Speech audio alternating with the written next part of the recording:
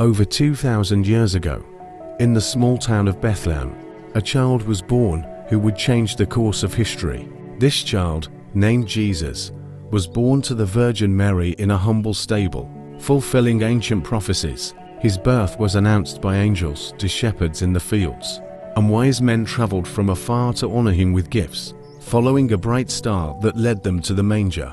Jesus grew up in Nazareth under the care of Mary and Joseph.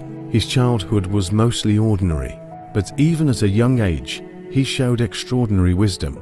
Amazed at his understanding and knowledge, at around 30 years old, Jesus began his public ministry. It all started when he came to the Jordan River to be baptized by John the Baptist, and the Spirit of God descended like a dove. As he came up out of the water, the heavens opened.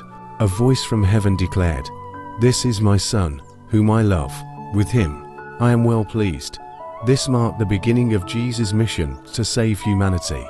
For 3 years, Jesus traveled across towns and villages, preaching the good news of the kingdom of God. He healed the sick, raised the dead, and performed many miracles, showing his divine power. On the night before his crucifixion, Jesus gathered with his disciples for the Passover meal, which would become known the Last Supper. Breaking bread, he said, "This is my body, given for you." He then took the cup of wine and said, "This is my blood, shed for you." In this moment, Jesus established the new covenant, preparing his disciples for what was to come. After the Last Supper, Jesus went to the Garden of Gethsemane to pray.